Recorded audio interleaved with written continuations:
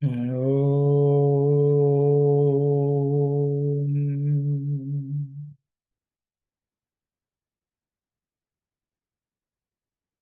Om.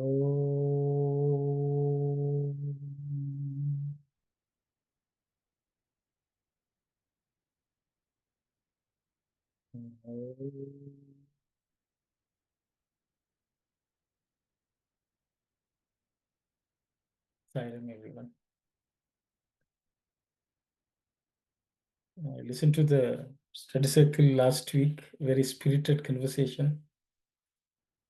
Swami has in the chapter 6, where religion is experience, Swami starts. Swami is talking about the basic building blocks of the Bharatiya philosophy. I think he starts with saying that man is not body alone, but the mind, and the Atman beyond that, and Jivatma. That's what Swami says. I think there was a lot of discussion about within, is it confined to the body or not, or mind. But I think the Telugu Swami very nicely starts off saying there's something which is beyond the mind and the body, sthula, which is within. So I think Swami has sort of handled it there itself, in my view, and that which is beyond is only within. So he has already, but that is not coming through clearly in the English translation. I think there was some confusion, but all of you nicely explained. It was very nice to listen. And then Swami goes on to talking about the samsara. I think that was also another point which was discussed about samsara and samskara. Generally, samskaras are generally considered our karmic balance, but actually, samskara is a very positive word which basically says refinement. So, depending on the type of refinements which we have gone through in the past, they don't necessarily speak about the negatives. If the samskara is very little, that's the benefit. The rest is all karma, which is not refined, and we have to go through that. And another point was samsara is eternal. I think sometimes we get confused with the fact that what exactly is the problem with us is getting caught in the samsara. The word samsara. Yeah, samsara Sai is. Ram, you are frozen. Oh, sorry. Can you hear me? Am I okay now? Oh, Sai Ram. He's not able to listen. Am I still frozen, clearly? And now you are okay. Now you are okay. Okay. The word samsara is that continuous repetition of birth and death. That will eternally go on. But what exactly is the problem for us? We're getting caught in the samsara. So the Jivan Mukta, even though he is in the world, he is not caught in the samsara. So I think that we should differentiate between samsara will never stop. Samsara is eternal, as Swami has said. So I think that's also something which I thought I'd point out.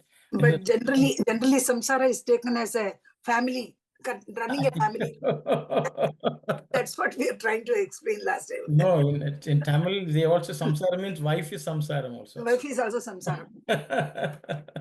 So I think that was anyway good discussions were going on. So I thought I will just add some pieces. And there was another point which I thought I will clarify, which is the Vedangas. I think Sakwanti asked whether politics is also Auntie, it's not politics, it's phonetics. Phonetics means how it is pronounced. Yeah. The pronunciation and the enunciation of words is siksha, not necessarily politics. I hope I clarified that. I think I said phonetics. Yes, you said phonetics, but she asked politics. So I thought I will clarify that. Thank you. So it's phonetics, or how words are pronounced and enunciated. Okay, siksha. So I think nirukta was something which also was discussed. Nirukta means what the etymology, which Auntie nicely said, which is how the words originate. It also covers topics such as which are implied by the word but not coming explicitly by the word. Nirukta also gives that kind of a meaning. That which is unsaid is also explained by the nirukta. So when a word is spoken, what may not be communicated by the word, Nirukta will explain what exactly is not communicated by the word, which is actually should be communicated by the word. That's implied knowledge. Implied knowledge, yes. So I think that also I thought I would point out. All of them actually are necessary for the study and practice of Vedas. They have significant contribution. So I thought I will just point those out. Otherwise, the discussion was very nice. So many different ways. Everyone, I think there was this topic of can animals. I think some of us like animals to go directly to moksha. Moksha. But Swami had clearly covered this in Sandeha Nivarani. Even though Jadabharata was realized, he had to again take a human form to take the final leap into.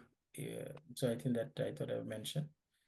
Because the reality is the animals, they may have certain sattvic tendencies because of Purva Janma Sukrita. They do not have the ability of Viveka. Viveka, which is only human beings are endowed with. So Buddhi and Viveka are two essential qualities for one to get Vairagya, is what Swami says. So, but I know exceptions could be there, as you all discussed. So it was very nice. Sairam, so I think we'll continue. I hope I sort of summarized and expressed my. Sairam, thanks. Thank you. Thank you.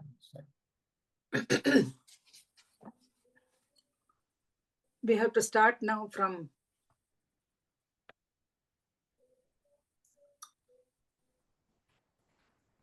That there. We shall now come to the foremost. We shall now come to the foremost among the glorious truths, the most astounding of the basic truths that the human intellect has attained in the spiritual field. The Atma is, by its very nature, purity, fullness, and bliss. Parishuddha, absolute purity, Paripurna, absolute fullness, and Ananda. This is the belief that animates all schools of thought, whether they are worshippers of Shakti or Shiva or Vishnu, or whether they are Buddhists or Jains. Every Hindu acknowledges it. The Dvaitins, dualists, believe that the fundamental, genuine nature of the Atma is Ananda.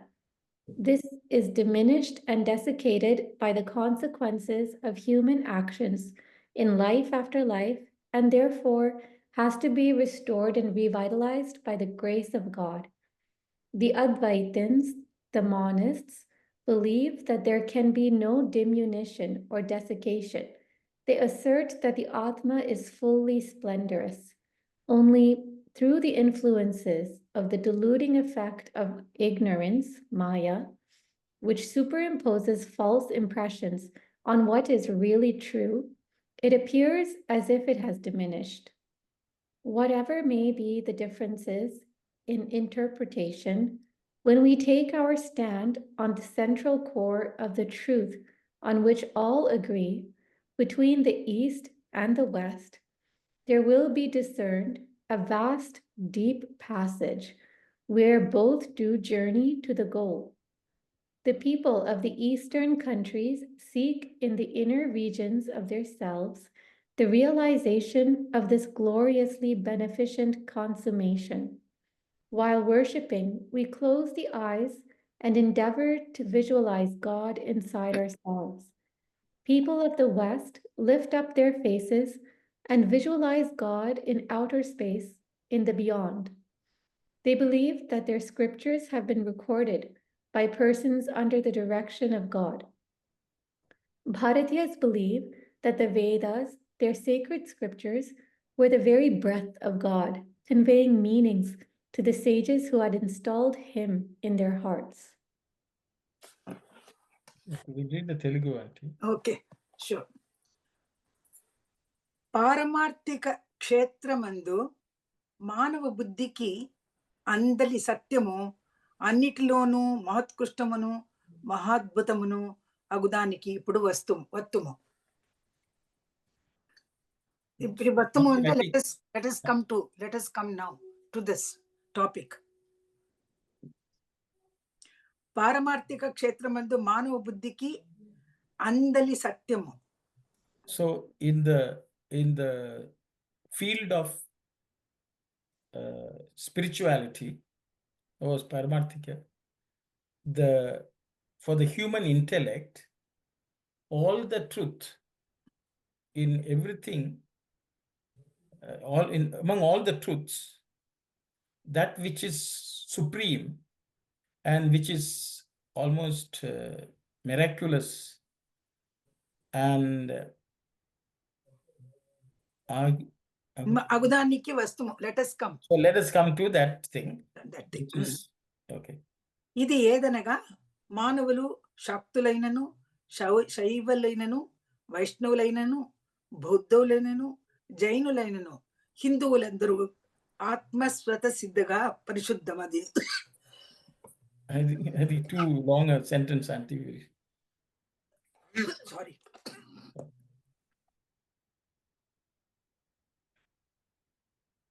What this is, Swami goes on to explain. Human beings, whether they are worshippers of Shakti, worshippers of Shiva, worshippers of Vishnu, or they are Buddhists, or Jains, all the Hindus, Anti-Atmas, ఆత్మ స్వతసిద్ధముగా పరిశుద్ధమైనదనియు. Atma is on its own inherent nature is pure. పరిపూర్ణమనిదనియు. It is complete. ఆనందమైనదనియు. It is full of bliss. నమ్ముదురు. They believe. ద్వైతులు ఆత్మ యొక్క నైసర్గికానందము. The dualists, the bliss of the Atman, which is natural, పురాకృత కర్మ ఫలముగా, due to the fruits of actions which are done outwardly, సంకుచితమైననియు. that it became very narrow, ఈశ్వరానుగ్రహ లబ్ధి వలన, or contracted, and through the grace of God, అది మరల వికసించునియు. that it will blossom once again. That's they think. అద్వైతులు, The non-dualists, ఈ సంకోచ భావమే సరికాదనియు. that this kind of narrow feeling is not correct. ఆత్మ పరిపూర్ణ తేజోవంతమై, The Atman, which is supremely effulgent, ప్రకాశించుచున్నను, and it's always radiating, మాయావరణ కారణము వలన, due to the covering of the Maya, engulfing of the Maya, or veiling of the Maya, veiling of the Maya, శక్తి కోల్పోయినట్లు మనకు తోచుచున్నదని తలంతురు. They think that the power is lost. That's how they think. ఈ భావభేదము ఎట్లున్నను, Whatever the differences are in this understanding, మనకు తోచుచున్ననియు మనకందరుకును ఏకీభావము గల కేంద్ర సత్యము వద్ద నిలిచి. okay, so for all of us, there is one unique feeling, which is the central truth. Central truth కేంద్ర సత్యము వద్ద నిలిచి చూచినచో, when we get established in that central truth and observe, తూర్పు పశ్చిమ భావముల నడుమ, తూర్పున పూర్వం, so the earlier అల్లల్ల తూర్పున పూర్వం, పూర్వ పశ్చిమ, ఈస్ట్ తూర్పు east. So Pura Paschima. Okay, so the eastern views. తూర్పు పశ్చిమ భావముల నడుమ, ఇన్ బిట్వీన్ పూర్వ అండ్ పశ్చిమ. Oh, I see. Oh, Swami is contrasting both East and West. Okay. Yeah. Oh, I see. Thank you, Auntie. So, between the Eastern and Western views or feelings, అపారమును అగాధమును అగునందు కనిపించును. there will be such a huge gap. Huge gap actually. Practice. Aghadamu means, it's something like a, I don't know. Big, huge pallam. Pallam, I don't know this. What do you call it? Valley. It's not even a valley. It is he has said that there will be descent a vast deep passage. Abysmal difference, Anna? Abysmal difference. Abyss. Yeah, there will be there's another word which is not coming to me. Between two, what is this place? Okay, don't worry. Okay, anyway. I will get it sometime. There is a big, huge... huge gap actually. Huge, yeah. Unfathomable gap between East and Western views on this. Yeah. It will be seen. Kanipinchunu, it will be seen. Pragdeshiyulu Mahitamunu. So the Westerners, the country from Western country people. Yeah. Shreyeskaramunuga agudani korakai. No. Pragdeshiyulu means Eastern people. Sorry. Easterners. Yeah, Eastern. Pragdeshiyulu Mahitamunu Shreyascaramunu Agudani Korakai Antarangalona Anveshintiru. So the Easterners, the people from Eastern countries, search for that the greatness and upliftment within themselves.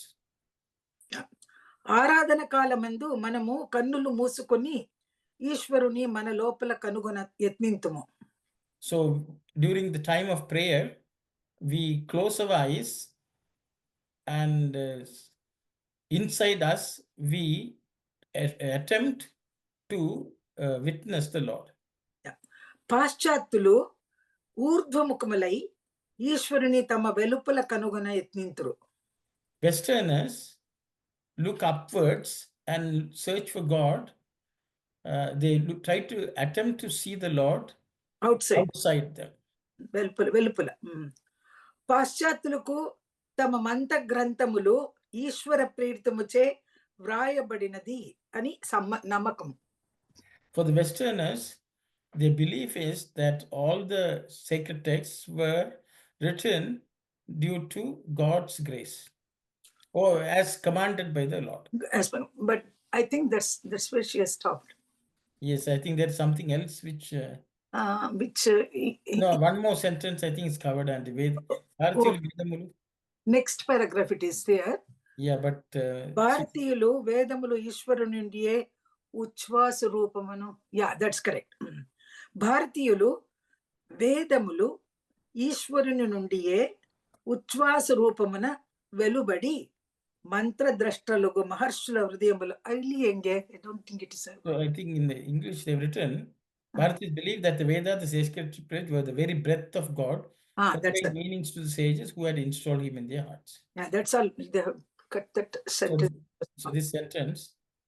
So the Bharatis believe that the Vedas are the breath of God, and which was expressed and was seen or witnessed by the rishis who had established God in their heart. మహర్షుల హృదయముల ద్వారా వచ్చినవి అని నమ్మదురు. So through the hearts, actually it came about. Conveying the message. So Swami is sort of contrasting the Eastern and Western thought here. Yeah. In the previous discussion, week also, I think there was a discussion on that Atman everyone believed in, but how it was described was different depending on what people felt. Swami already covered, I think, Dvaita, Advaita, and so on there. But Swami is continuing that same subject here as well. So I'll stop here. Anyone would like to share any thoughts? Okay. Okay, the last sentence is saying the rishis, the Vedas, which was the breath of God, came through their heart. Is that right? Through the Yes. Yeah, rishi. Hridayamula Dvarata. Is it? Vedamulu, Bharatiyas, Vedasa, Ishwaruni Nundiye Uchvasa Rupamuna Veluvadi.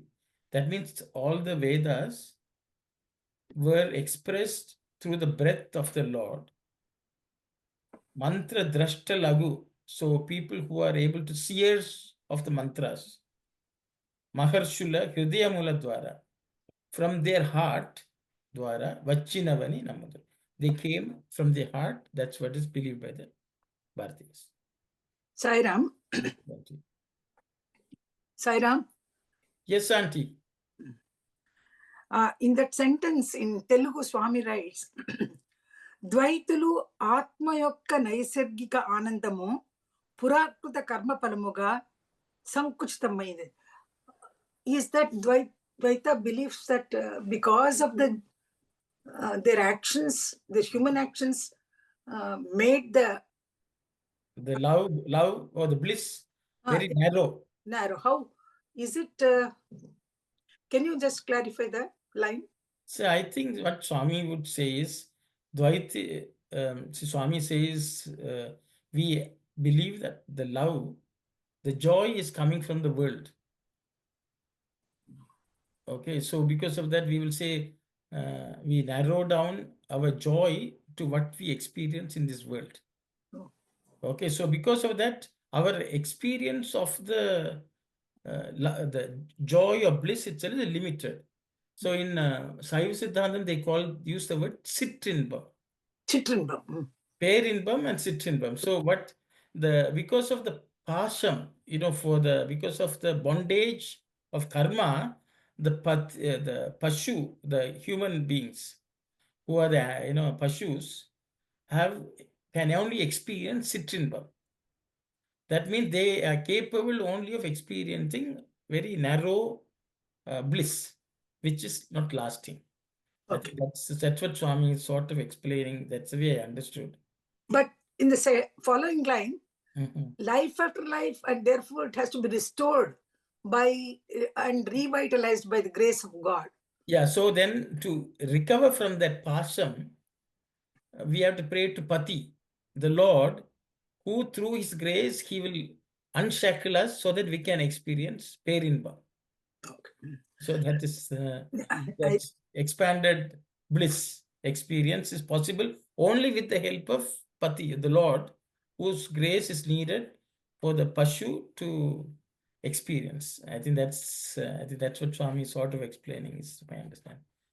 Actually, Dvaitis believe that God is different and Jivas are different. Exactly. Yeah, but this Jiva finds Ananda in the outside world, external world. And because he believes in the external world, it keeps on reducing and it becomes very, very diminished. And so to recover from that only, we have to pray to God. Okay. And through that process, we'll experience greater bliss. That is the way they... I think so. Okay. Auntie Saku, please go ahead.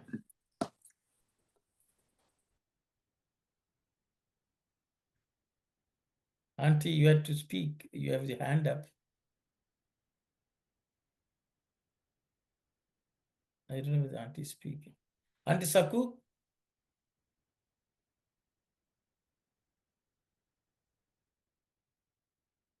No, you have muted yourself.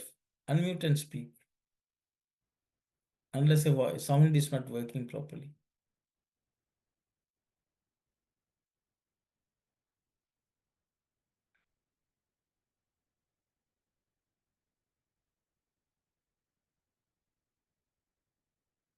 Okay. Hope Auntie can fix that and come. Anyone else would like to share any thoughts?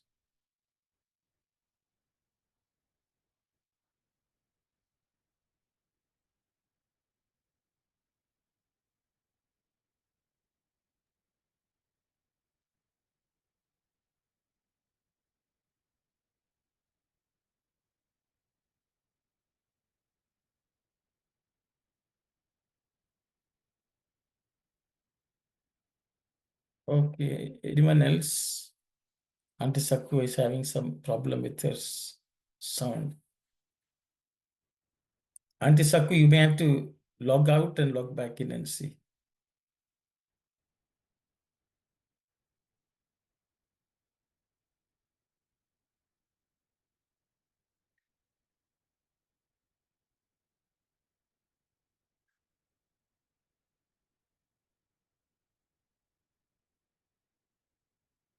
So Swami has also contrasted the East and West here, just so that okay, the word which I was looking for is chasm. Chasm is the word. I hope that word is right. Yeah, that's correct. Chasm. Yeah. So there's a great chasm between the Western and the Eastern way of thinking. Because Swami's also saying the East and West and dualist and non-dualist. So is he equating the Western philosophy with dualism? No. Okay. Actually, he has included even Jains and Buddhists as Hindus. Yeah. In Swami's sentence, you includes Bauddha and Jains as Hindulu.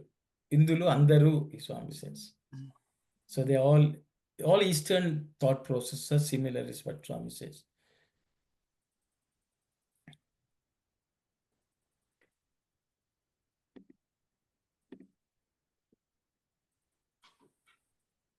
If all of us are okay. Yes. I have a question, brother. Yes, Stevan. So there is a difference between Dvaitins that who believe the Atma is Ananda and then it is diminished by the consequences of karma, and then Advaitins think that Atma is always fully splendorous and it is it's deluded by the ignorance. So what's the difference here between Maya and karma? That like why is that there are two different interpretations here? Yeah, I will ask anyone else would like to share your thoughts, Sister Vani's question. So what exactly is the difference? I think we can again recollect what Swami has said based on how we have understood it. And also she's asking what's the difference? Why the differences in interpretation? Anyone would like to comment?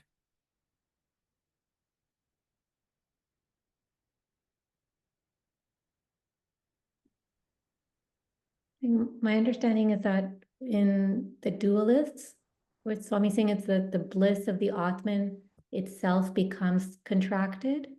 The dualists think that, but the non-dualist feels that the bliss of the Atman is always supreme and effulgent. But Maya, through ignorance, we have a delusion that it's contracted or lost. Thank you, Kalyan. So so as Sister has explained, it is just I think Swami is sort of saying, again, Swami is not saying something is wrong, but it's how they express it. And Dvaitins think that it has contracted, but Advaitins don't think it is contracted. It is just, we are deluded into thinking that it is contracted. And it's always effulgent. And I think Sister Vani, just to add, why there are differences in interpretation is the level of, Swami would say, the maturity in understanding some of these concepts is what Swami would say. It is not to say that something is inferior or superior, but it's when the Advaitins look at everything as God, they don't see anything as diminished except our own avarana, the something which is unclear to our perception. That's all. I think that's the way Advaitins feel. Yeah. Auntie Mani. Yeah. Actually, Advaitins have this concept of Maya, which is superimposing its own false impressions on our mind. So what is really true, we are not able to see. It is, it cannot be, that splendor cannot be diminished in any way, whatever may be the difference. But the Dvaitins have the feeling that, the genuine nature, the blissful nature of Atma is diminishing slowly. No, Advaitins believe there cannot be. Because of the superimposition of the Maya, it's putting a veil on that bliss. And they think it's just a veil, and when we wake up to our reality, that veil can be removed. So the real Atma, which is always shining, that we can see. Sai Ram. Thank you, Auntie. Thank you. Yes, Sakku Auntie, are you able to speak now? I think the Maya is covering. We can't hear, Auntie. I don't know, something has happened. You need some technical help.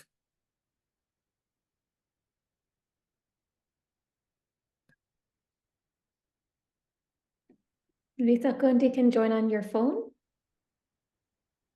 Sakku Auntie, join on your phone also. I think that may be better. I think just until Auntie Sakku comes back with her. Auntie, dial on the phone also, Auntie, or some other instrument.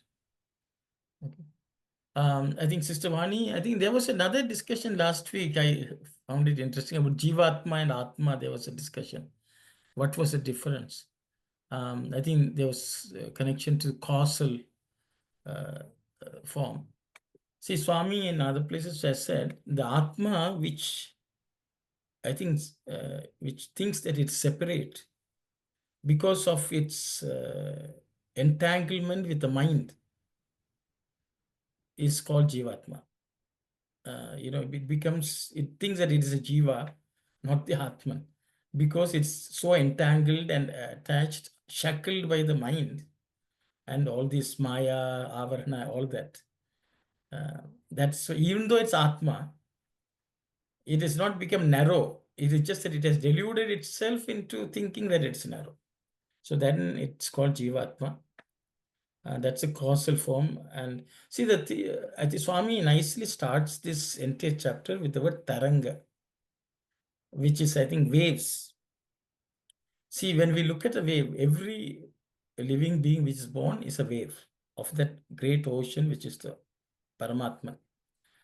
So now each wave, when it comes out, it can think that it is separate. It can think it is linked. It can think it is not different. So when we look at a wave, if you think it is separate, it is separate. If you think, it's linked to the ocean, then that is Vishishtadvaita. But then someone will say it is the same as the ocean. It has all the characteristics of the ocean. So which is correct? All three are correct interpretations or descriptions of the same phenomena. But this samsara, then I think we also discussed, once the Jivatma merges, it doesn't come back. So the same Jivatma doesn't come back, but some other Jivatma will come. Because the waves are never ceasing in this ocean. Always there are new waves coming.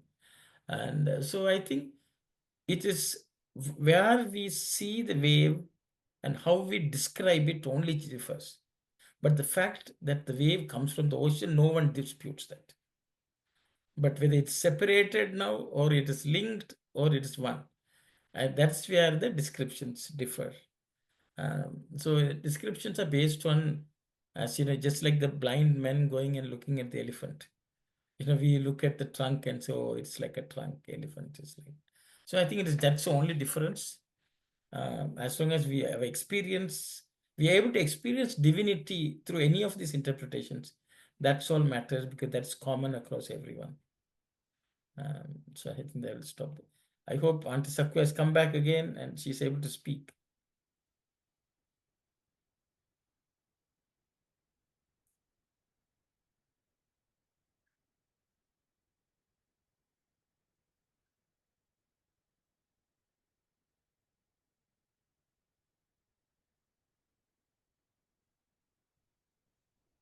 Anyone else has any thoughts?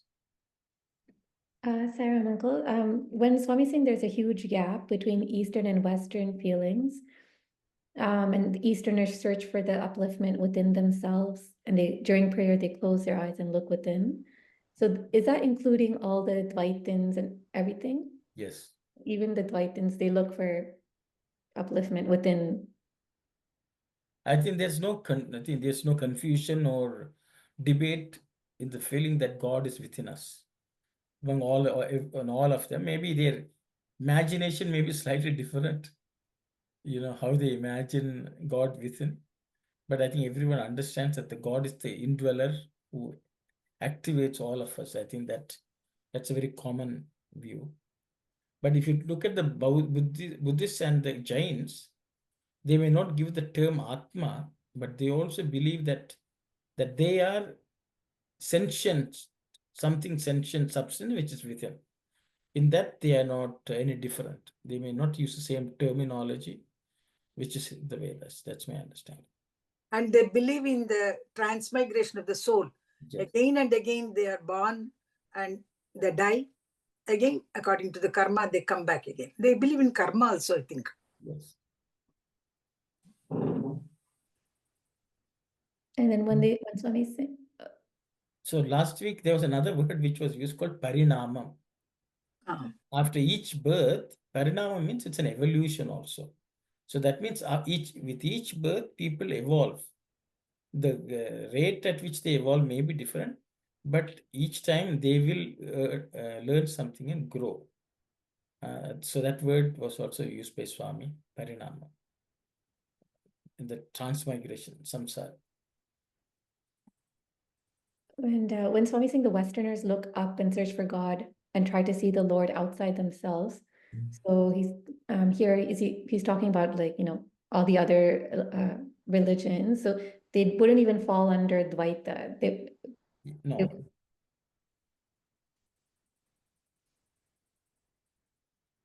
Okay. So they're completely different in that they. Of course, Swami is pointing that out. Yes. Oh, that's so interesting. So even though, say, like a Christian would worship God, similarly, like a Dwight then might be worshiping Krishna or something, but there's this big actual gap between the. Yes. Yes, Sai Satish, please go ahead.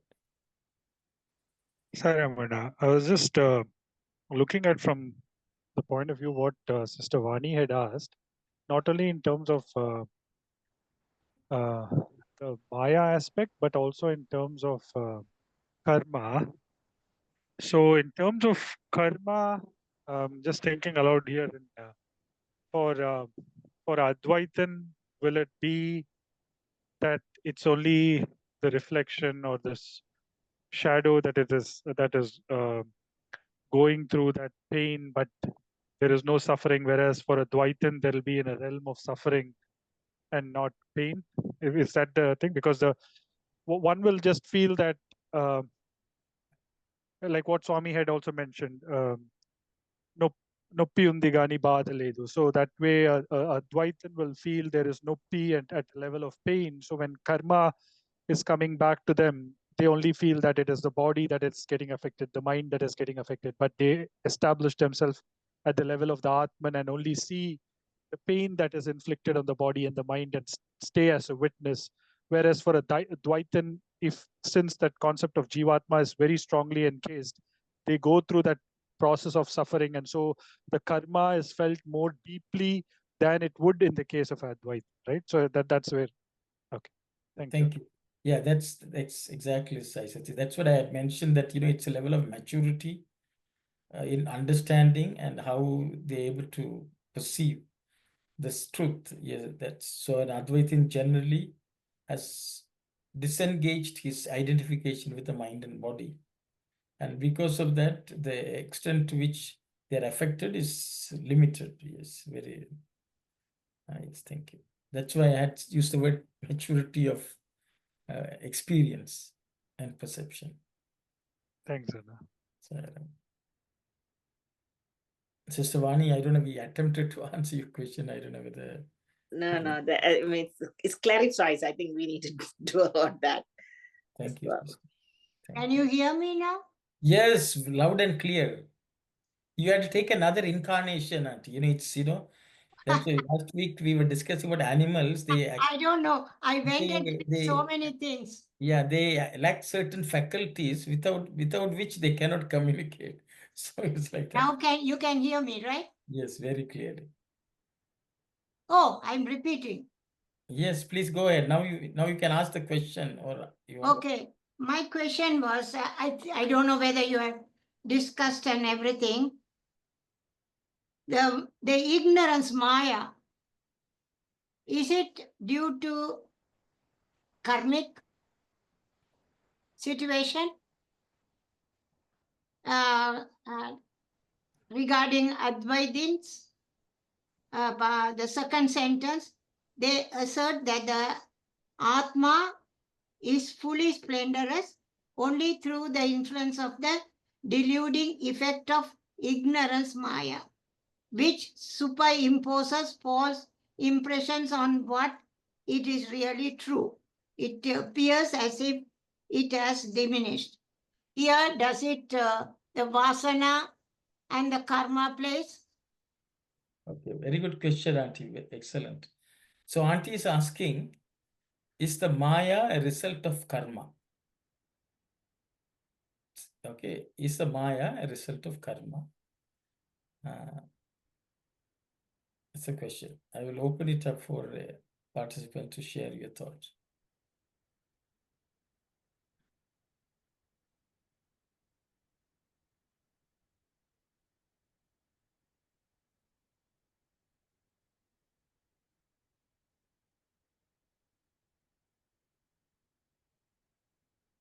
Yes, Sai Satish, please go ahead.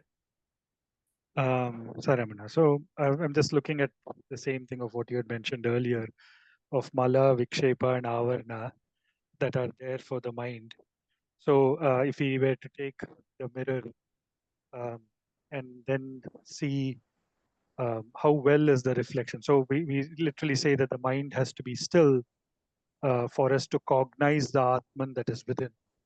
And much of the stillness of the mind also comes down to its entanglement in Maya and its love in or its desire to stay entangled.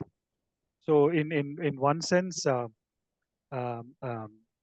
karma, yes, because Swami also says karmanu bande manushya loke. So if we are tied by actions in this world, but same actions can also be done to redeem oneself or to bind oneself to the world.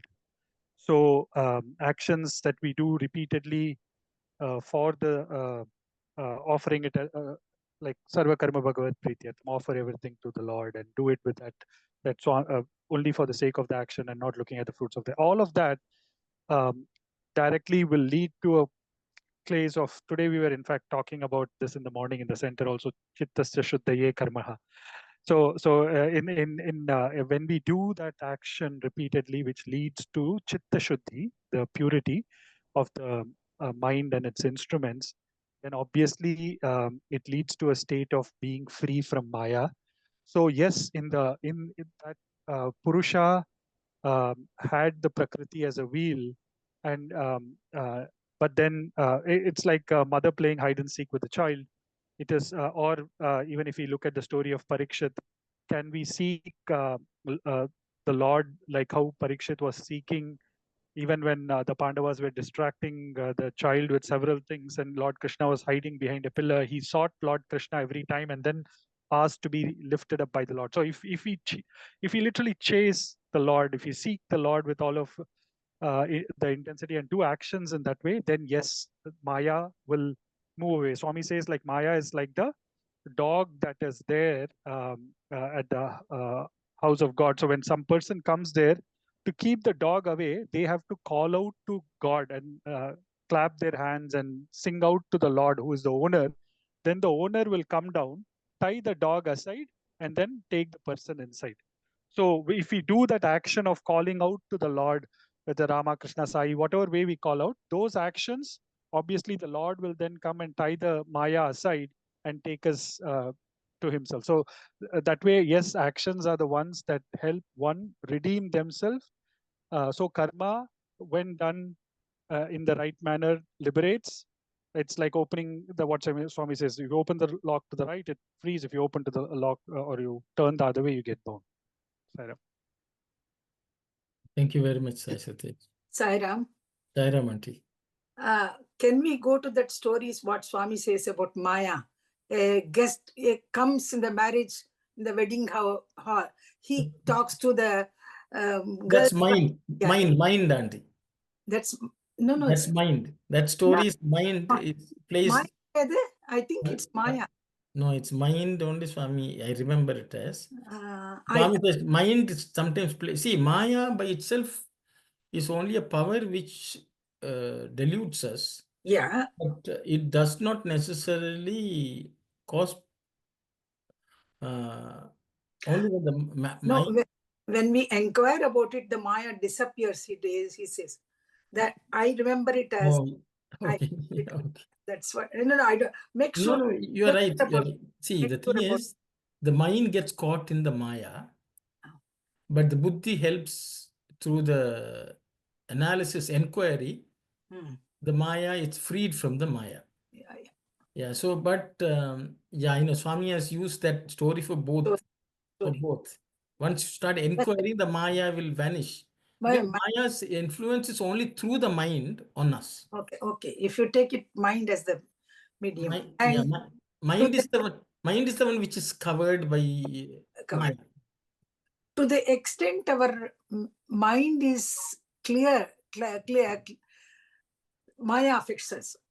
If the mind is dirty and then it's veiled like mala, it plays a lot. And then when we go on clearing that mala from the mirror shines, so the Maya is just removed. Yeah, exactly.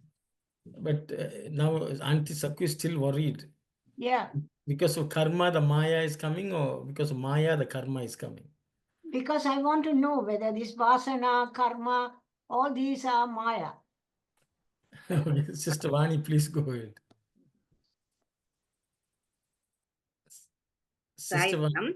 I was trying to say, Tamil the Anavam Kanmamai Mundu Malanga Adatane Karma Maya here. You're just mentioning the same thing. Yeah, so see, that is what Saiva Siddhanta concepts. They're related, but not exactly the same, is my understanding. Anavam is Ahankara, which is also veil, you can say. Karma and Maya, Anavam, Karma, Maya, they call them Alankala, I think, no, sister? Yes, brother. Yeah, I think they are similar, but not the same, is my understanding. Okay. But, we can equate them to those also. Because the Maya itself is considered three. The power of Maya has three aspects. One is it covers, one it shakes, and the third one is it's covered with dirt. Avarana and Vikshepa. Vikshepa. Okay, so those are three things. That's Maya. The tendencies of Maya itself is described as these three. So you can say. Shapes and what? Pardon? You said three. See in Saiva Siddhantam there is Anavam, Karma, Maya. Yeah. But I think Sister Vani's question was whether they are the same as the three things which we are discussing. No. But what we are discussing are the three aspects of Maya itself, which is Avarana, Mala, Vikshepa. Avarana means something which covers. Yeah. Vikshepa means that which is shaky, so it is not steady. Yeah. Then the third one is Mala, which is something which is on it. Something which adheres as dirt on it so that it's not clear. Oh. Okay, so those are the three powers of Maya. Yeah. So the thing is, I think my understanding is, see, if we don't do any work, go out in the garden and work, we still get dirty. Just the fact that you still there, you need cleaning. Okay, so the thing is, there's certain natural tendency of being born itself can give rise to Maya. Just by sitting in this world, it's as soon as we become separated from God, there is that anavam, which ankara, which is the first aspect of Maya, which covers reality. Okay, so that all of us are caught in it, and the only way we can remove it is through jnana, which is God's grace. Okay, that's what the Advaitins believe. But you asked whether the Maya can get worse when we are active in this world, because it's like, going and working in the garden, the dirt gets accumulated more and more. Attachment increases more and more. And for that, the karma, as Sai Sati said, karma as two-pronged. One, it can also get you caught and create more dirt. But bathing is also karma. Cleansing is also karma. The real purpose of karma is chitta suddhaye. Shuddhaye means to cleanse the chitta. Chitta is the real purpose of karma. So karma is two-pronged. So karma can cleanse as well as karma can increase your Maya burden, is my understanding. I will stop here. Others can share. Thank you. Thank you. Thank you. It's more clear. Uncle, in Sandhya Nivarani, did we once talk about like the projection and power of mind? Power of that vikshepa is called projection, projecting power. Yeah, so vikshepa generally, it's like a shaky as a projection. It has multiple meanings, Kalyani. Yeah. So, unsteadiness is the cause of projection. So when the mind is not steady, it's not firm in its vision, it can project something which does not exist. Snake is projected on a rope. Yes. That's projection of the Maya Shakti. Yeah, because you are not steady and clear in your perception, you see. That is why you start imagining all sorts of things, because the imagination is because you are suddenly switched to some other perception. Okay, the mind is always flitting from one object. You look at the rope and they say, we cannot be rope, it's a snake. So that means you have already switched your thinking to a snake. So unsteadiness is perception, is so vikshepa is because of that you project something which doesn't exist. It's Swami Chinmayananda says non-apprehension leads to misapprehension. Non-apprehension misapprehension. Yeah, that's it. And one more thing I wanted to ask you, Arun. See, Maya envelops everyone. Actually, this whole world is Maya. What we are looking at, the outside manifested world, is Maya only. Yes. Actually, the real thing is Brahman. Everywhere Brahman. There is no difference between Brahman and the projected world. But here, what does karma to do with Maya? Karma to do with Maya. We are. So the karma, but is, for example, if we engage in active action in this world with a view to attaining things of the world, our vasanas load increases. Yeah. Our vasanas load increase, our attachment increase. So karma can bind also. Karmanu bandini manushyaloke. Already say karma, there are two definitions. Karmanu bandini manushyaloke. In the human world, the karma binds us more further and further. But the same karma also chittasya shuddhaye karma also. The real good karma is that which cleanses also. So karma, that's why I said it is double pronged. Okay. Even for, nitya karma, whatever is prescribed by the Vedas, when we do, they end up in chitta shuddhi. But any actions which are not dictated by the Vedas, when we undertake, they bind us further, is my understanding. That's why I said karma can do it's two-pronged based on how we are going about using it. Again, Bhagavad Gita. Mana eva manushyanam Karanam Bandha. Karanam Bandha Moksha. That's it. Manushyana. So can we say that like the Maya will always exist, even for the Jivan Mukta, Maya exists, but karma, what karma we do determines how much we are affected or how much we are deluded by it? I thought we had discussed. So is it that, like, I think at one time when we were discussing this in Sunday in Nivarani, we said that even for a Jivan Mukta, they would still have Maya, like they would still Yes. Okay. So Maya will exist always. See, always exists. That's why, even though if two people look at it, a jnani looks at the stump of a tree and another person looks at the stump of a tree. The jnani looks at the stump of a tree and sees a person, but he realizes what that image of person is actually only illusion. So the first fact that he has perceived doesn't change, but how he has processed it will change because of his clarity of ability to see. Whereas the other person will throw away the idea of stump and he will only stick to the person. So vikshepa, the word ship is to throw. Throw away the idea and go to the next one. Okay. Vikshepa, that is the problem with vikshepa. So you throw away something and hold on to a different projection of your mind. That is why vikshepa is unsteadiness, whereas jnani is very clear. He sees the impression, but because he's so clear in his hold on the clarity of thought, he knows it is only an superimposed image which is seeing, which is unreal, but the real thing is the stuff. So he can have both thoughts in his mind at the same time. He can see that he can see the world and see God at the same time. Exactly. For us, it's either God or the world, and we just keep flipping back and forth. Yes. So the difference between karma, then karma just determines how much we're deluded by that Maya, like based on the karma that we do. Yeah.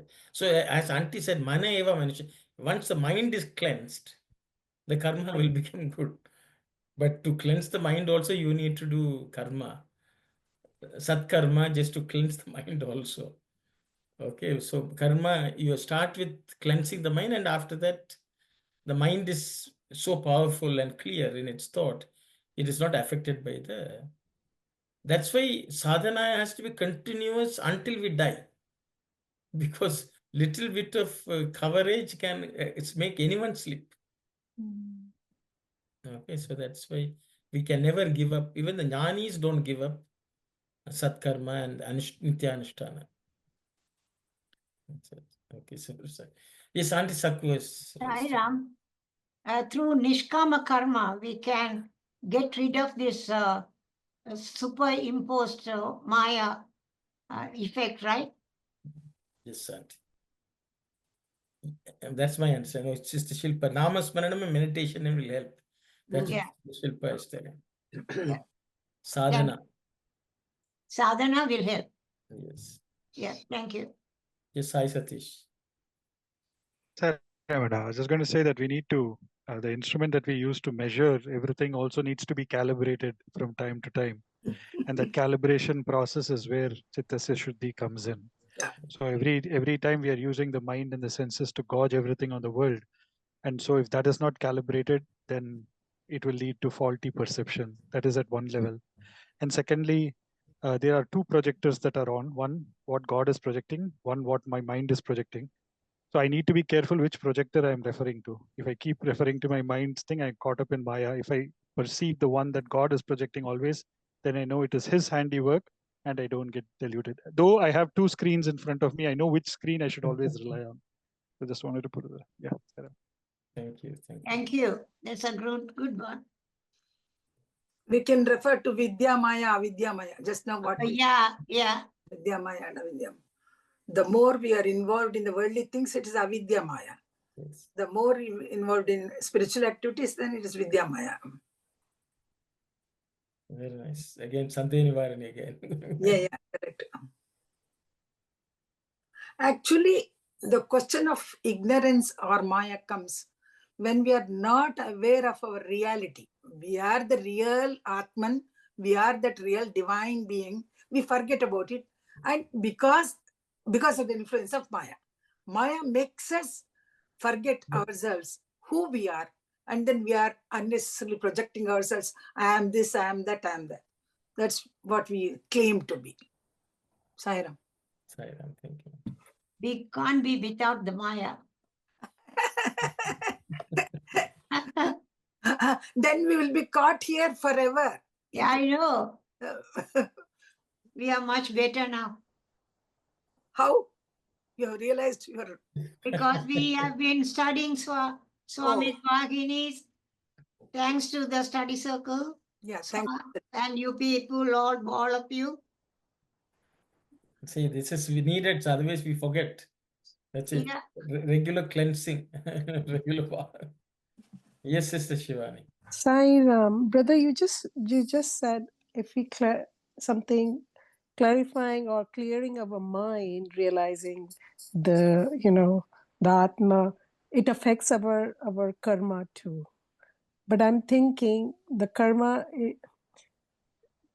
through our clarifying our mind is karma. I mean, you just said a while ago, like clearing our mind, or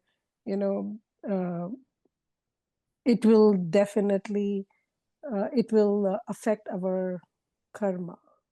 I'm just seeing that clarifying mind will affect our karma, and I'm thinking karma is to clarify. When you clarify your mind, it is karma. Did you get what I'm saying? Good.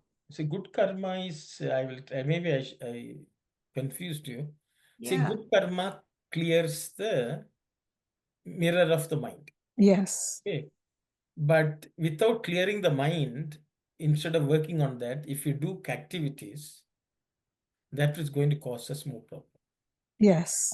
So, for example, snow it has snowed. Mhm. If we start driving the car without clearing the snow on the windshield, we don't know where we are going, where we will land. Mm. Okay, so two actions are there. One is to clean the snow on the windshield. The Mm. second one is to drive the car. Mm. So the first thing we have to do is clean this snow on the windshield. That is like sadhana. Our mind should be first cleansed before we start and drive the car. So when the windshield is clean, we can drive and we can reach safely anywhere. But if the windshield is not cleaned through sadhana, if we drive, then we don't know what will be our fate. Mm. So that was, I hope that. Yeah, it's clear now. Excellent. Thank you. Sorry. So just to, I think Sakwanti had asked earlier, so all of our karmic results and sanskaras and vasanas and everything is within Maya. That's correct? Yeah. That's what I asked. Is that that's true? Everything is contained within Maya? Kalyani, repeat the question. So everything that we experience in terms of our vasanas and samskaras and whatever results we get because of past actions, all of that is within that is all coming in within Maya, like that's all part of Maya. Okay. Yes, everything is within Maya. So that's why I will go back to the story. I think Sai Satish mentioned, I think Auntie also mentioned, like when you want to, Maya is all very, very powerful. You cannot overcome that except with the help of God.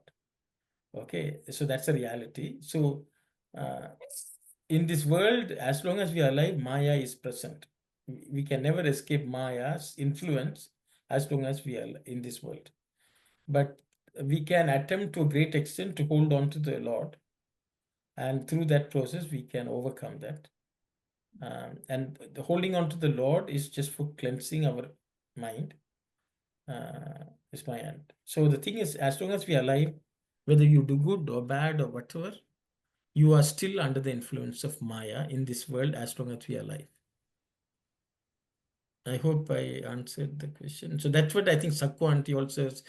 She was a bit dejected by that, but I hope she is. That is what I wanted to ask. Yeah. Yes. Krishna himself says in the Bhagavad Gita, Mama Maya Duratyaya, nobody can escape this Maya. It's very, very. Yeah. And he says, those who come to me and take complete refuge in me, they can cross this Maya. That's what Swami also is saying that. Yeah. Sairam. Sairam. Thank you, Auntie. Yes, Sister Shilpa has said, that's why we need self-realization. So we need Namasmaran, Sayujyam and Samipyam with Swami. Thank you, Sister. That's like retreat stuff. Yes, Sai Satish, please go ahead. I was just going to say, so long as the mirror exists, the dirt, the wavery nature, the covering of the mirror, everything will exist. When the mirror vanishes, then nothing of it exists. So in terms of Maya, so long as the mind exists, Maya exists. If one goes beyond the mind, then everything ceases. So then everything with vasanas, everything that comes as a baggage with the mind exists so long as the mind exists, which also brings into cognizance Maya. So just wanted to say, if mind goes, then everything goes. So Sai Satish is repeating that our karmic balance can never become zero, but we can overcome that through overcoming mind. It has to be zero both ways, the bad and the good. Okay, Saira. Thank you to all. Good discussion, actually. So I know we had discussed how all religions, Swami, Swami says if you're a Christian, be a better Christian and all of that we had discussed. But here Swami saying how there's such a big chasm, like a big gap.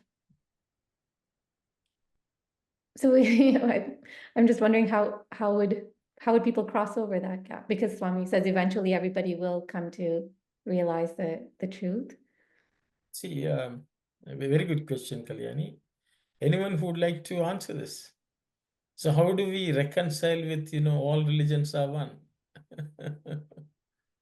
I think in this paragraph, what Swami is referring to is the way how other people who belong to other religions, how they pray.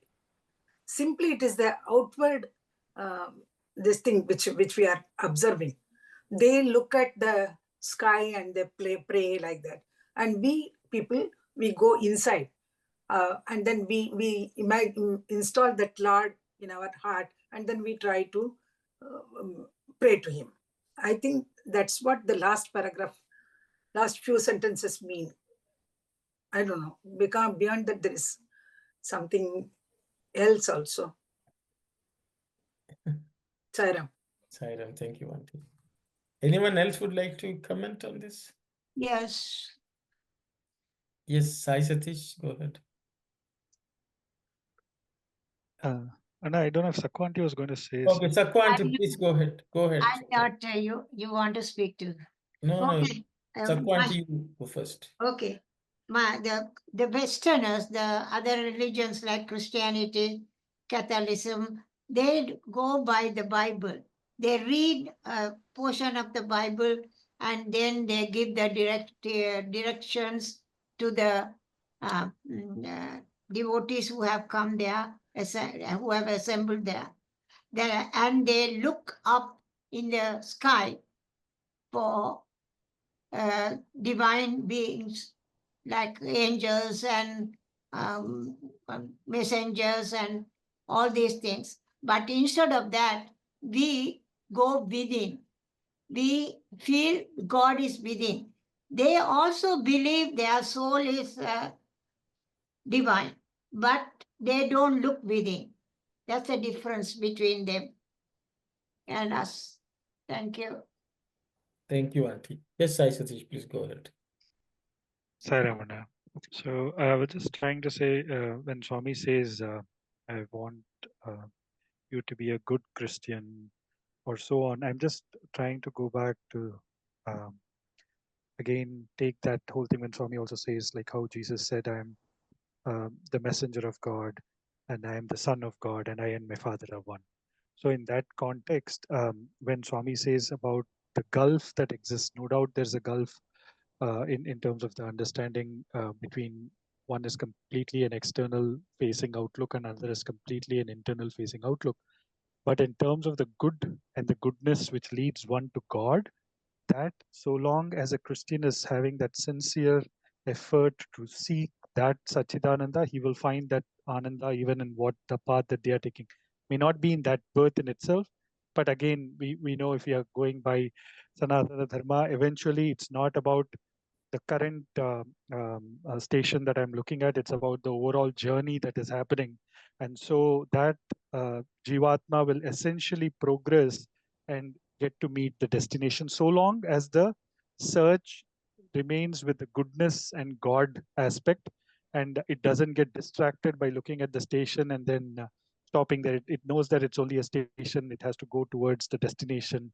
And then that prioritization, as long as absolutely clear in that individual that they're absolutely seeking that, the outside will connect back to the inside. So that's where I'm trying to say, essentially the search will be complete in that fashion. Saira. Thank you very much, Sai Satish. Yes, Sister Shilpa. Religion of love and humanity. I think she has put something here. Let me read. Religion of love and humanity is only a religion according to Swami. So, anyone else has something to say? Sairamba. This, all the religions are saying that good things about the God, that only aim is reach the God. And like the rivers are flowing all direction, but at its course last goes the ocean. That's the ways we all different religions, we go to several ways, but last destination is God. So there's no difference with any religions or any. It's only one God is there. They all reach the destination is a God place. That's thank you, Saira. Thank you very much, brother. Thank you. Anyone else? Okay, so I think there's nothing much for me to add. I think, Kalyani, it's just that,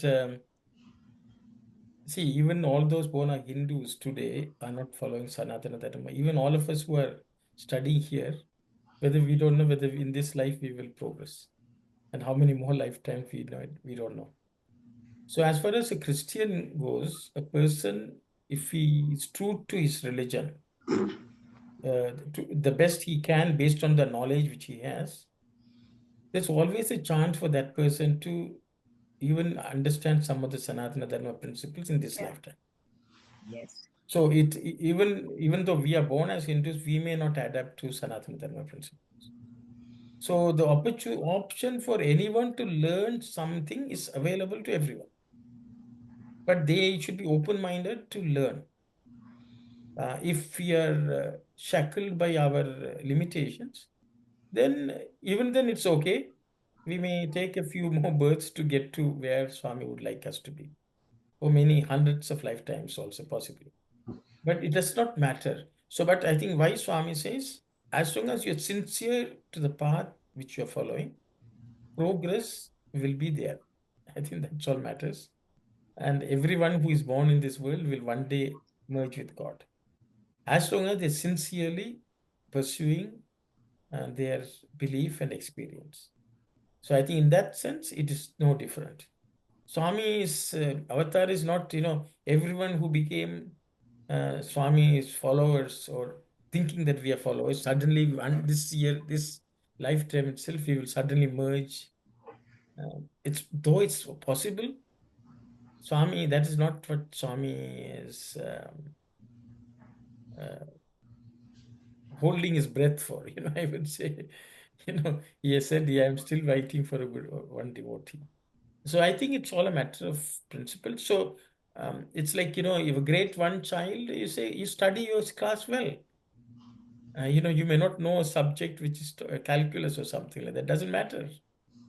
Study, because all of us are born in whichever religion, whichever family, whichever country, based on our own karmic balance as well as our own journey of progress through many lifetimes. This is the belief of Sanatana Dharmas. So in that sense, they don't think any religion is bad. As long as you are sincere and you believe in God and you try to do good, you are in the path of progress. That's all matters. And so they don't think, oh, in this lifetime only I want to attain God. All the great devotees say, God, how many times ever I am born, I want to remember you. So I think that, so I will stop there. Yes, Auntie Saku, please go ahead. Yeah, it's knowing the real Sanatana Dharma truth is not enough. You have to practice and feel the closeness to God. That if unless you practice and you relive his teaching, remember the whole time, every second, otherwise even the knowledge that you're gaining is not worthy, will not help you. If you want your soul to reach the destination, you have to know it, learn it, remember it, practice it, and relive it. All this is very essential. Otherwise, you can't reach that destination. Even if you do this, it will take some time, but I don't know how long. Thank you. I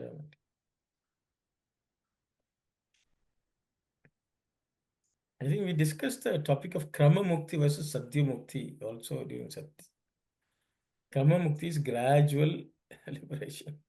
So everyone is assured of Krama Mukti, whichever path they follow. Sathya Mukti is a slightly different category. We'll just leave it. Karma Mukti and what is the other one? Can you hear me? Krama Mukti, ma. Krama. Krama Mukti. Okay. K-R-A-M-A. Krama. Krama Mukti. And what is the other one? Sathya Mukti. Sathya Mukti. Okay. Or Jivan Mukti. So, you know, there are multiple. Same. Then the Kalyani's question, reconciliation of religions, does it, the last few sentences what Swami has written here, is it indicating that there is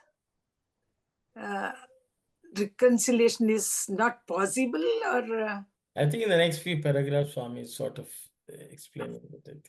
Okay. No, the way how they pray is different from the way how we pray. So I think the knowledge is essential before you can achieve success. So until they come to the understanding that within me there's God, until that knowledge comes, you will not be able to succeed in something. That's a reality, and I think that Swami is explaining later on. So the thing is, if anyone believes in Swami, they take this and study, and if they understand, whichever religion we are born in, they will attain. It applies equally to Hindus as well as Christians and Muslims. I think all are in the same boat in that sense. We go to even Hindu temples, people don't know why they go to the temple. Yeah. Okay. They just go pray, okay, maybe, you know, I have this ailment, please cure it. Oh, you know, I don't have a job, please let me have a job. Oh, my child is, you know, has to get married. Some such thing people are asking. That has nothing to do with spirituality, but that's the way most people are. So in that sense, that is a Dvaita. not even theirs, Auntie. Not even the Vaitans. Because they don't believe that God is within, they feel God is outside. Yeah, see, there's another category. Swami called them Pravaha Jantus. That means they're caught in the flux of this world. You know, they are just, I think I'm introducing unnecessary topics.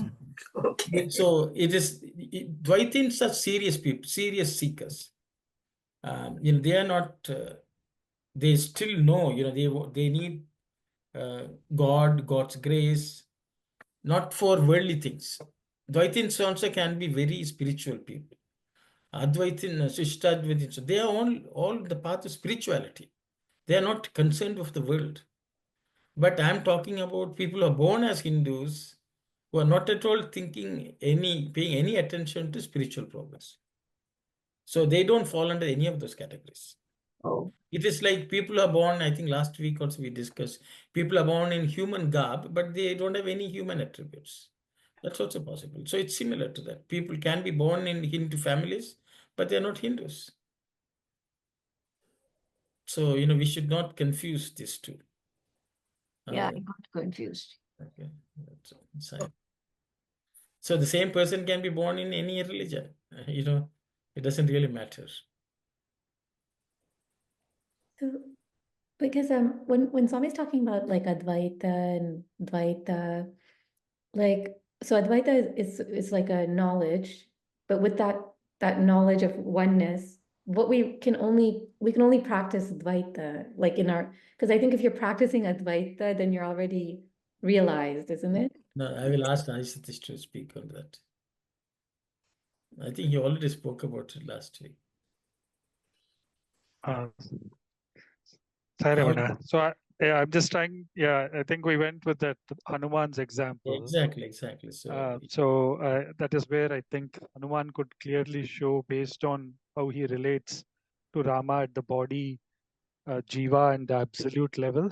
So to hold on to activities when we do at the worldly level, we can still hold the Dvaita view, but inside we know that actually it is Swami the doer. He's the one who's getting it done through us, and he's the one who is receiving it.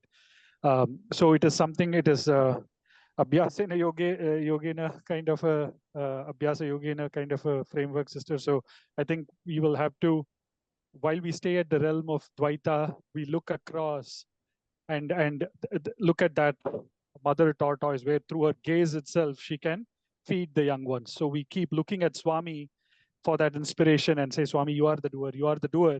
And essentially that Dvaita will become Advaita at one point.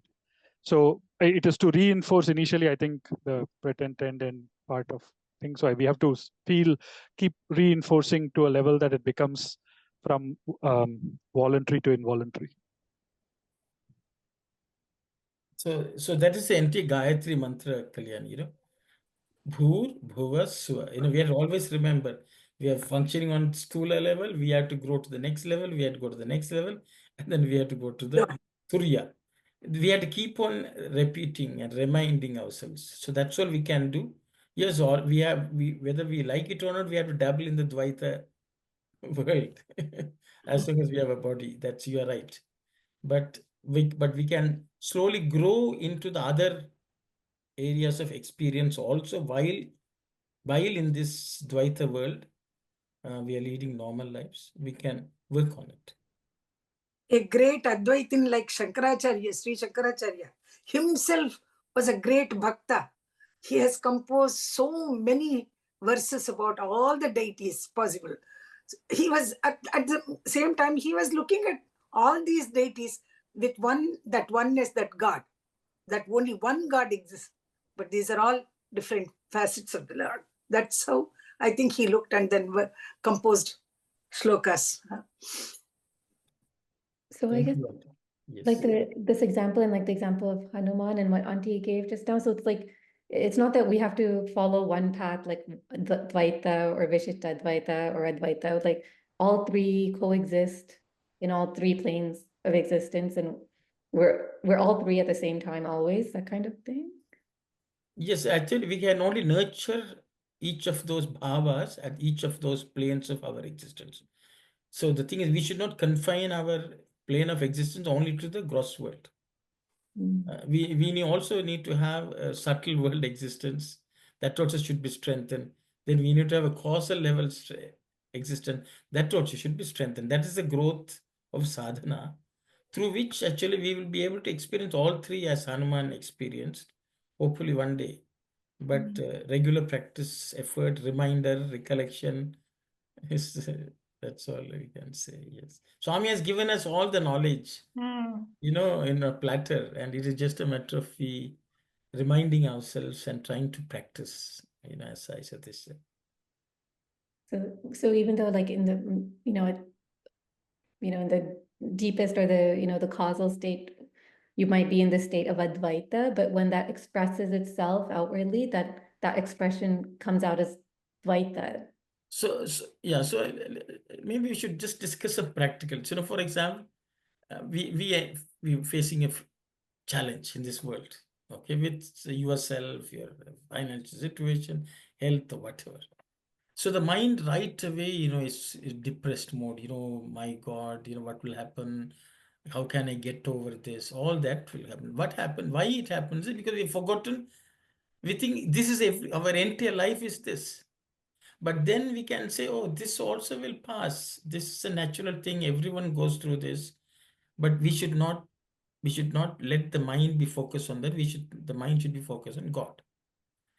Then the mind also can trouble. Then you say, mind, don't trouble yourself. Focus on God. So, you know, without this knowledge, we may not be able to lift ourselves up from the stula stage of experience that will completely consume us. So the knowledge which we have only helps us to deal with day-to-day activities and remind ourselves, okay, this is a reality in the physical world. No problem, we will deal with it as best as possible. But everything is not lost. This will not last forever. So we will, let's not waste time on this than thinking of God. You know, that type of training we can do. That's where this knowledge comes to our hand. Okay, so always it allows us to lift ourselves up and not be totally engrossed in the stula world. That's also a reality, no doubt. I think that's the way I understand. And I think slowly with training, we can get better at it day by day.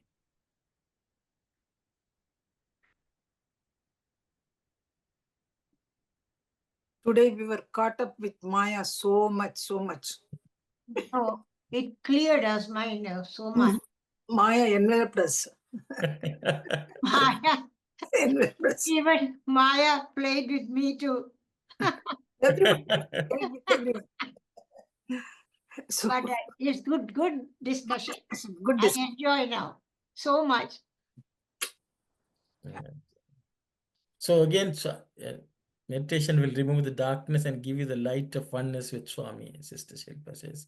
Okay. So we didn't discuss Parishuddha, Paripurna, Yeah, Parishad. Ananda, all that we didn't discuss. Maya just kept us away. Kept from us away. Yeah, we have to discuss that. Parisuddha, Paripurna, and Ananda. Don't know what the time is, but Yeah, I think 4:28, almost 4:30, I think. We can discuss, I think, until 4:30. Okay, 2 minutes. Anyone wants to discuss Parishuddha, Paripurna, and Ananda? That's where Swami starts, and then how each of them think, Swami then discusses. What is this Paramatman, which we are really purity, full Parishuddha, Paripurna, and Ananda. That is our real nature. But because of Maya or because of our karma, we are unable to experience. Yes, Auntie Sakhi. yeah, the Parisuddha is Parabrahman. That is the true nature of Parabrahman. Right? Purity. Because we came from him, from that energy. So that is the pure purity, pure energy. So what is that Parishuddha then? What is that purity? Parisuddha is Free of what impurities? what impurity, hatred, all those things, negative? I don't know. So the epithet Pari has got a special meaning. Oh. Shuddha, Parishuddha. Purna, Paripurna. Why it is So what is that Pari? pratyaya is added? That Pari is great. I think Arun will answer that. Pari, what does Pari mean? In every way. In every way, yes. Not only in every way. So Shirdi Sai Baba has given a nice explanation to what is Pari. Prashna, Pariprashna. Yes, Pariprashna. What? Pariprashna? Yeah, that verse. The same. So pari means the type of prashna which gets you to the real goal. Reality. So Wow. Shuddha of also that which takes you to that point. It's in every way, but every way which helps you go to that towards that goal, towards achieving something is pari. So the Brahman is parishuddha, means all kinds of cleansing is there, physical cleansing there, mental cleansing. But that by itself is not going to take us to the Lord. So the type of cleansing which will make us one with the Paramatman is parishuddha. Same like Paripurna also, no? Yes, auntie, yes. So this, what are the aspects of the Parisuddha? Cleanliness of the mind, cleanliness of the Atma from all the karma, vasana. So the Shuddha is that which is divided. Swami says Shuddha Sattva, even in Sattva, there is a Shuddha Sattva.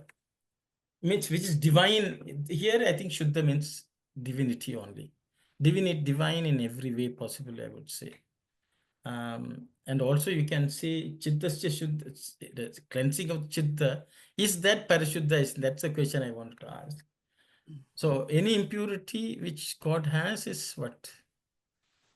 God doesn't have any impurity. Yeah, so that's a Parishuddha, he says. Atman is by very nature purity, fullness and bliss. Parishuddha, Paripurna and Ananda. It is, Swami gives that. Yeah, so they have used the word absolute purity. I think the word absolute is pretty good, I think. That's Absolute fullness, it's written here. Pari, they have translated as absolute. That means there is nothing better, I think. Nothing beyond. Nothing beyond, In every way possible. I think that's what Kalyani started out with. Pari. In every way. But it has to have a certain goal towards something, that purity. That's why Swami sometimes says just a sadhana, you can keep on singing bhajans regularly, you are cleansing yourself, but that is not going to take you to the goal. Because again, you may fall back into impure state. But you should come to a state of parishuddha that impurity cannot touch you. Not only that, as soon as impurity touches you, the impurity will become pure. That is parishuddha. When God touches you, he will never get impure, but the impurity will get pure. That is why in every way it's pure. That So means it is in the hands of God to make us. Swami says we are also like that only. So we have to seek his help. It's our very nature is that, Swami says. So parishuddha is that which can purify anything which it touches. Not only impurity can't touch it. Just the example of sandalwood, which is cut by a saw. Even the saw gets that sandalwood. Very nice. Okay. So same thing with Paripurna. Because it's so complete, it can make anything complete. But nothing can make it incomplete. Nothing can take anything away from it. But it also has the ability to fill everything it touches. So it is not only a passive state, it's a very active state. Thank you, Arun, for bringing up that pari word, which is... Yeah, I saw that and I was... but Maya took away most of the time. So Swami wants us to get to that point where I think there's one place Swami says, if a person who has attained a Jivan Mukta state, wherever he walks, that place is sanctified. Sanctified. Something like that Swami has said. Unless you get all these aspects in your, you can't reach the Sayujya state. Exactly. Forget about Sayujya, we are still here. No, I am saying, unless you become this, you have to have absolute purity, absolute fullness and absolute Ananda, you cannot be one with God. Yeah. Sayujya. Exactly. See, that's why, if you just purity, fullness, and bliss, it doesn't get the message across. Yeah. No. Very, very profound. The absolute word is very good. Yes. Okay, now I think It's 4:35. We went past by 5 minutes, but we will close for today and we'll continue where we left off next week.